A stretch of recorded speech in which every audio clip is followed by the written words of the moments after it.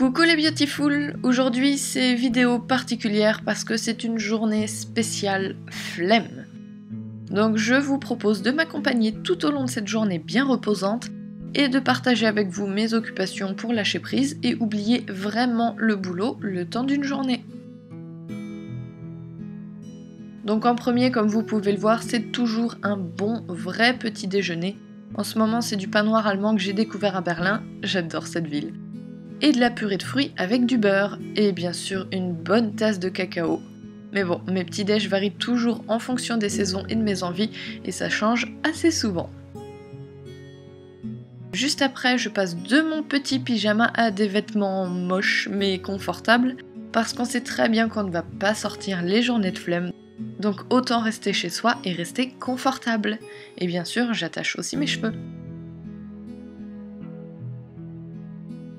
Généralement, ce qui conditionne mes journées flemme, c'est la quantité de bazar qu'il y a dans ma chambre, donc je profite du temps que j'ai décidé de m'accorder pour pouvoir remettre les choses en ordre physiquement, parce que ça m'aide aussi à remettre les choses en ordre dans ma tête.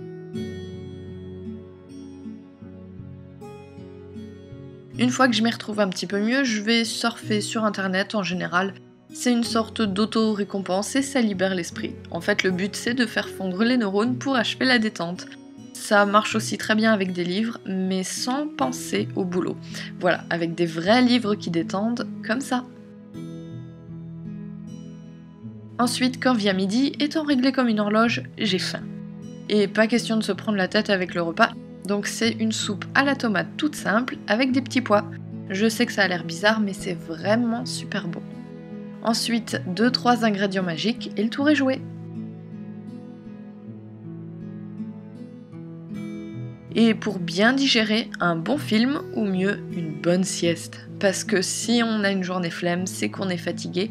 Et si on est fatigué, il faut impérativement se reposer pour pouvoir mieux repartir ensuite.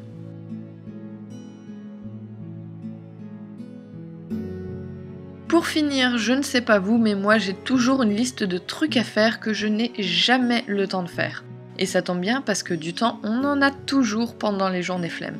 Alors c'est une bonne occasion de faire rétrécir cette liste.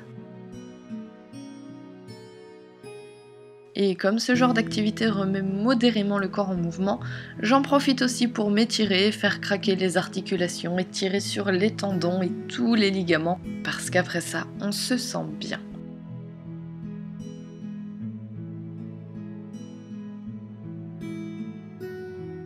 Enfin bref, les journées flemme servent surtout à se reposer sans culpabiliser. Il faut garder en tête qu'on n'est pas des robots et qu'on a bien sûr de temps en temps des coups de mou. Et que tous les moyens sont bons pour nous faire lâcher prise et repartir avec plus d'énergie le lendemain.